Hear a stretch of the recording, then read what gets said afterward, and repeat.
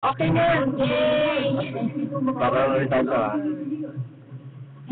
Dito lang yan sa masayang Happy Morning!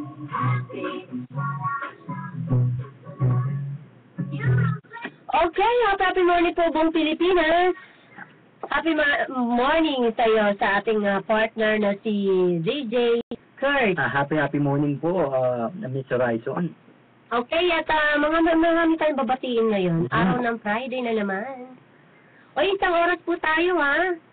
At tuwing Friday po yan talaga, wala lang, huwag yung alisin. yung diba, yung kanilang naka-monitor na dyan, huwag yun nang alisin ang inyong monitoring radio na sa 1242 kHz na po, dapat yan. Dapat nakaset na yan every Friday. Tama. Okay, every Friday po tayo. Si Mr. Ryson Chaser po ito ng bansa. At kasama natin si DJ Kurt. Ayan. O, diba? Boses pa lang. O, sino yung babatiin muna natin? Yung mga friends natin sa Facebook. Binabati po namin si Gary sa atin ng London. At si Miladina Solero. Happy morning! Neto Bungay, happy morning. Oy, nandiyan si John Real. Pina Samonte. At, okay. Binabati po namin sila General Anthony Samonte, Edwin Mariposke, at ang mga kaibigan po natin sa Hong Kong, si Beth and Christian, si Beth. Sa Olongapo City po, si Jeff K. Napoles. At ang mga friends natin sa Beeswax, si Matthew Tan, Reina Sarmiento, and Tita Ruby. Mga friends po natin sa Unidecor, si Lisa Daliesa, Cristel Rihanna, sa Supreme Dental. At mga friends po natin sa Posos Inc., si Dindo and Tess Kusha. At mga friends po natin na taxi driver, si Ariel Moral. Oy, merong friend din sa may kanina. Si Mr. Fernando, nakikinig ngayon. Happy morning! At taga Japan, syempre nandiyan si Lorna Pangatadokoro. Ang mga taga-architect natin, ang mga arkitekto ng ating bansa. Syempre, nandiyan po si Architect Errol Supremo. Yung mga Studio Supremos natin, nandiyan si Jelmar, si Shen, si Jomar, ay, tama ba? Jason, yan, magkipag si Jason. Happy morning po. O, mamaya magkukomento sa atin, naka-live streaming yung mga ito. Okay, at marami po salamat. Isang oras tayo, ha? Wala pong iwanan. At antabayanan niyo po ang mga napapaloob dito sa programang Happy Morning. Everybody should be happy. It's so nice to be happy.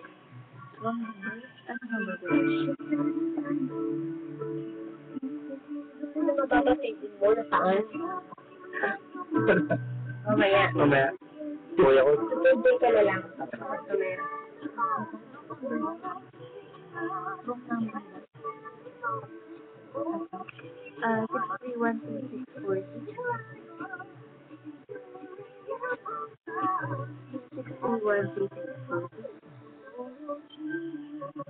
Ang Balikang Pampipias ngayon! Balikang Pias ngayon! Okay, para sa ulo ng mga balitang Pinas sa Happy Morning. Meron pong 29 na school natin. Sa Monday, wala pong pasok.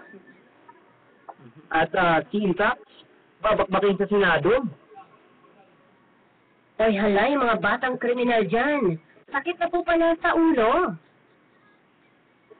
At para sa ating balitang ibang bansa, Mga OFW sa Syria, pinapalakas ng Department of Foreign Affairs. or sila nga ay dapat palikasin na.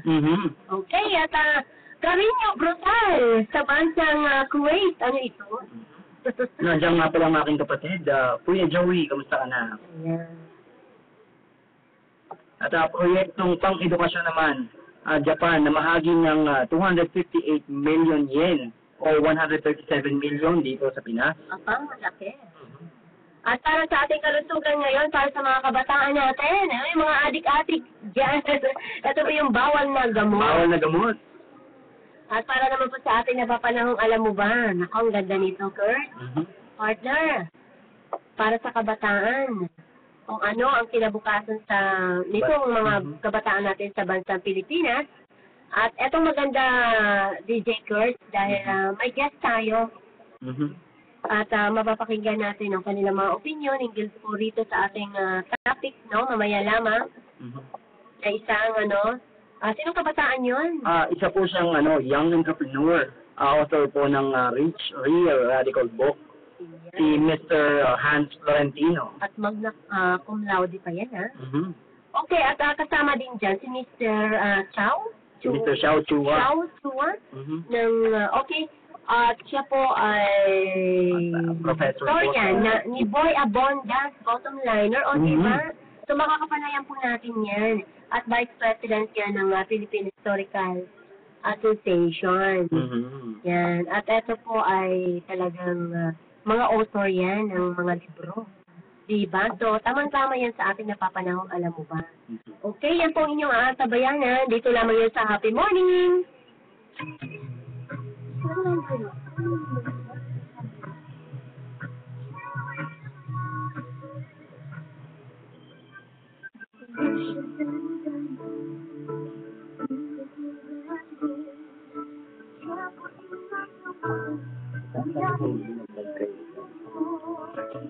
Palitan sa report, ha? Okay.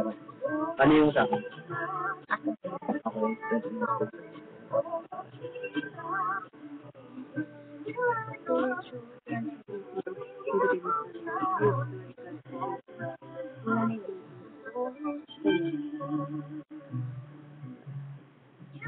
Okay, para po sa mga balitang Pinas sa Happy Morning. 20 na eskwelahan natin. Sa Lunes yan, ha? Wala daw pong pasok. At 20 na mga eskwelahan sa lungsod Quezon. Ito po ay walang pasok sa Lunes. Araw po ng pagbibigay daw yan ng Sambayan ng Pilipino ng ikatlong State of the Nation Address or SONA ni Pangulong Benigno Aquino III. So ayon po yan kay Attorney Liberty Rojas sa Division of City Schools Legal Officer na nagpalabas nga ng memorandum itong kanilang Superintendent na si Corazon Robio upang ideklara na walang pasok po yan sa Lunes. Ito yung karamihan ng mga paaralan na nabanggit sa lungsod.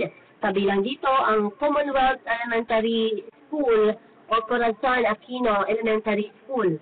Walang pasok, tandaan yan. At Sona Buana Elementary School at ang Holy Spirit Elementary School, Lagro Elementary School at North Purview Elementary School, Bagong Silangan Elementary School, Culiac Elementary School at New Era Elementary School.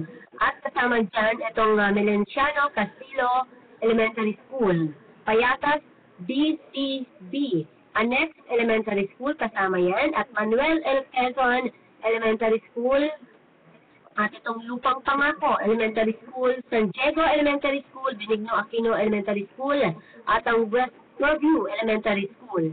At wala rin pasok po itong mga eskwelahan ng high school tulad ng Commonwealth, Batasan Hills, Judge Feliciano Belmonte, Holy Spirit, at ang Lagro, North Purview, Bagong Silangan, Culiat, at ang New Era at Judge Cecilia Muñoz Palma. Tandaan po yan, sa Monday wala pong pasok. At sa pangalawang balita po natin, Teen Tax, babakbakin sa Senado. Magiging madugo ang debate sa Senado ukol sa pagtaas ng singil sa buwis ng mga inuming nakakalasing at sigarilyo na mas popular na tawag na Teen Tax.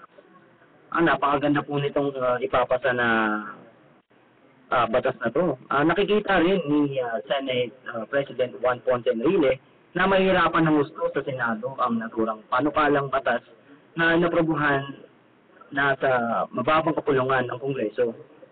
Dagdag pa nito, mga ordinaryong Pinoy umano ang masasapol sa panukala, no, Mr. Raison. Magiging kawawa ang mga, siyempre, naninigarilyo. Yung mga bibili sila ng tingi-tingi, magiging mahal pa masyado ang sigarilyo, siyempre. Okay, tama naman yun at ang matigil ang itong mga kapre natin. Mabawasan. Di ba, Don? Happy morning pala sa'yo. Okay, hello sa mga batang kriminal natin dyan. Sakit na po pala kayo sa ulo. Mismong ang Senado ay naalarma na. Dito po sa lumalaking bilang ng mga batang kriminal po natin. meron po mga minor de edad na nasasakot na pala sa pagnanakaw, pag-hold up, at pagtutulak po ng droga. Nako, marami pa pala ang sangkot dito. Kriminal na ang mga batang ito. Kaya po ibinunyag yung kahapon ni Senator Francis Escudero, na chairman ng Senate Committee on Justice and Human Rights, na tinitimbang po ngayon ng Senado itong pagsuspende sa isang batas upang sa gayon ay may pakulong itong mga nagsasalang kabataang wala pa sa legal na edad na 18. At nabatid po sa pagbubuta ng mga senador o mga senador na susunod na linggo nga kung anong hakbang ang pwedeng gawin para maawat ang tumataas na juvenile criminality. Naku, tayo kay Escudero. At kabilang sa pagpipilaan ay ito yung amyenda ng Republic Act 9344, ang Juvenile Justice and Welfare Act of 2006, upang sa gayon ay marimedyohan ang butas po ng nasasabing batas na siyang ngayong naabuso na po ng mga kabataan. At ang pangalawa ay yung tuluyang pagsuspende ng implementasyon sa RA 9344. Kaya una rito, malawakang amendment po ng juvenile justice ng tulad ng ginawa ng House of Representatives. Sa pangalawa, para po suspension itong juvenile justice natin hanggat hindi pa natin ayos itong funding at ang facilities na required yan upang sa ganon, manumbalik muna tayo sa Child and Youth Welfare Code. Na po, kaya po ay sustentehan itong RA 9444. Sinabi ni Escudero na balik na po sa dating gawi itong pagtrato sa mga batang naliligaw ng landas kung saan ay ikukulong sila kasama ng mga ordinaryong kriminal. Naku, DJ Kurt, kapag isinama itong takulungan ng mga matatanda itong ating mga kabataan, edi lalong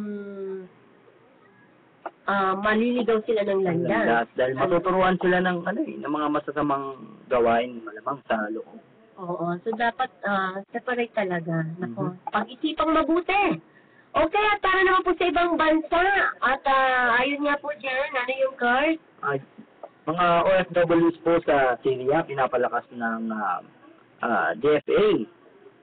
Pinakilos na ng Department of Foreign Affairs ang rapid response team nito para madaliin ang pagpapalikas sa natitirang mga Pilipino na naiipit sa lumalalang civil war sa bansang Syria. At ayon kay DFA spokesperson Raul Hernandez, meron na umanong nakahandang mga contingency measures ang embahada sa Damascus para gagawing repatriation ng malaking bilang ng overseas Filipino workers. Maliban dito, tututukan din umano ng mga Filipino authorities na ang paghahanap sa mga undocumented Pinoy sa Syria para maiuwi ang mga ito sa bansa. Ang nasabing team ay pinabibilangan ng mga tauhan mula sa DFA, Department of Labor and Employment, at Philippine National Police. Maalala noong Disyembre ng nakaraang taon ay tinaas ng Philippine government ang Crisis Alert Level 4 sa Syria sa gitna ng umiikling na tensyon sa rehiyon. Sa ilalim ng nasabing Crisis Alert Level, mandatory na ang pagpapalikas sa mga kababayan natin kung saan sasaluhin ng pamalahang Pilipinas ang gastos sa repatriation. Una rito, umalma ang Malacanang sa alegasyong mabagal ang kilos ng gobyerno para matiyak ang kaligtasan ng mga OFW. Inakusahan din ng Migrante International ang DFA na mabagal kumilos para mapauwi ang ating mga kababayan at naipit sa kaguluhan. Maliban pa rito ang pagporsa ng kanilang mga employers na magbayad muna ng $10,000 bago payagang makauwi. Sa ngayon, ang kabuuang OFWs ay 1,806 na ang na-repatriate ng DFA mula sa Syria.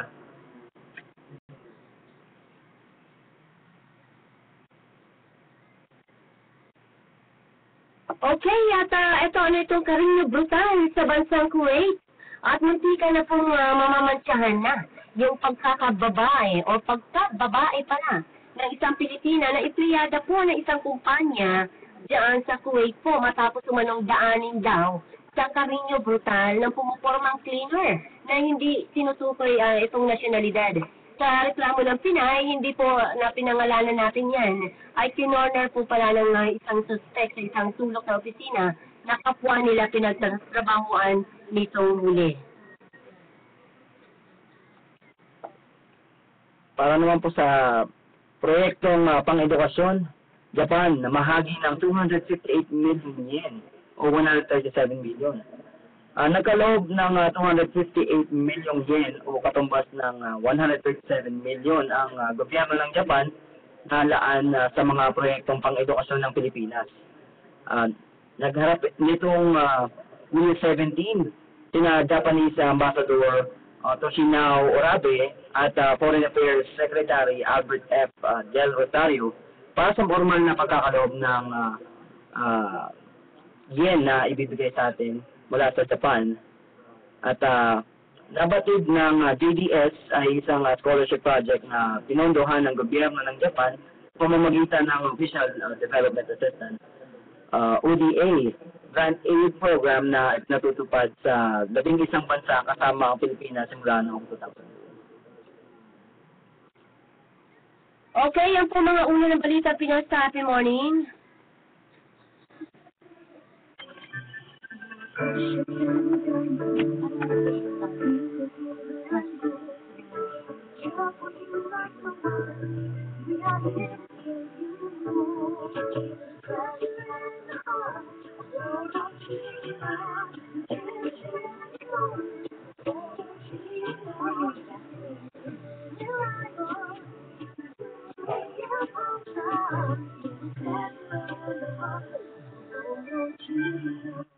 Ang kalusugan ngayon, malusog ka ba? Kalusugan ngayon, kalusugan ngayon.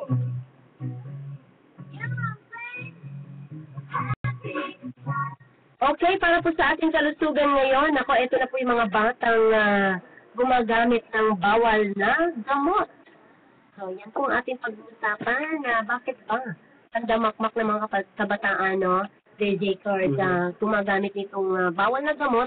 Katulad kanina sa ating balita nga, na napaloob maraming bata ngayon na criminal na. Oo nga. Diba? Hindi kaya may, okay, so hindi kaya may kinalaman nito, no? Sa paggamit ng bawal na gamot. Kaya ito naman, nako, akala nila napakasarap gumamit ng tinatawag na bawal na gamot, di ba? So ito po yung minsan ng ibang kabataan, nako, hindi naman daw po pala masarap. Eh, paano nga naman magiging masarap kung puro usok? Ikaw ba, nasubukan mo na, aminin? Hindi ko nasubukan yan. Kaya po yung magiging isang bata o teenager na po, kinikilala yan bilang isang panahon po ko. Kailan dapat tayo magkaroon ng maraming karanasan o kaya mga experience kasi ang katwiran nyo nila, kung habang bata ka, ay subok ka lang ng subok, tabak ka lang ng tabak, diba? So, para matry nga nila kung mga bagay na hindi pa nila alam para paraan daw yun ang pagiging maging matured ka na, di ba? Minsan, parang ang nangyayari, nagiging dahilan nila yun para magrebelde sa kanilang mga magulang, di po ba? Yun. So, iba-ibang paraan. So, ito po pala, so, dapat huwag natin maranasan, no? At napakasama pala nito, yung paggamit natin o pagsubok po sa mga bawal na gamot. Kaya, oy, mga taga-Studio Supremo namin dyan. Happy morning. Marami tayong mga kabataan po dyan, ha? Uy, mapabait na mga yan. Lalo na sila Ray, si Jomar, si Jason, si Shen, yan. Hindi yan gumagamit ng bawal na gamot. Gamot. Sa Bibisaya, maayong gusto. Hindi yan gumagamit ng bawal na gamot. Kasi kung hindi, paano sila magiging arkitekto ng bansa? Yun. Mga engineers pa. Diba? Oy, mahal ka rin nun, Ray. Diba? So, ito mga kabataan, ha? At tingnan na po yung lista ng bawal na gamot sa RA 9165. Yan. So, dahil yung bawal na gamot pala, DJ Kurt, ito po ay gaya ng isang sigarilyo daw po. O kaya yung para ka rin nalalasing. Diba? So, peligro yan sa ating kalusugan. At higit sa lahat, Lalo na sa mga kabataan. Oo, yung kinabukasan mo ay wasak. Diba? Kaya ang daming, ay, tatay natin, nagisilang ka sa mundong ito. Laking tuwa. Uy, sabayan mo naman ako, tawa ka ng tawa dyan eh. O, gano'n ka ba? Laking tuwa ng magulang mo. Uy, feel ko talaga kumanta. So, yung papaumanin niya, talagang yabag o inyong lingkon. So, yun, dahil sa bawal na gamot, andyan yung marijuana, gabu, yan, mga nag-aalok po yan ng mga panandali ang kaligayahan. Na parang high na high ka. O, di ba, bongga daw. Pero ang kapalit, nako, napakabigat nung high pala na yun. Di ba? So, wag na pong subukan. So, yung bawal na droga, nako, marami naman kasing kakayahan kapag nag-take ka ng bawal na droga. Halimbawa, DJ Kurt, yung mga mahiyain. Nagiging malakas yung loob nila. Yun, kaya tingot doon, tingot dito. Wala maya, hyper na. Di ba? Pero meron ding mga kabataan ngayon na yung iba gumagamit ng sabu. Ang iladahilan nila para sa pag-aaral daw, mag-overnight daw sila magbabalik. Ano daw kasi ng isip yun, nagpapaalis to, ika nga. So, yung bobo, nagiging matalino. Di ba yung mga kaisipan, pero yung effect nito matindi. Yung mga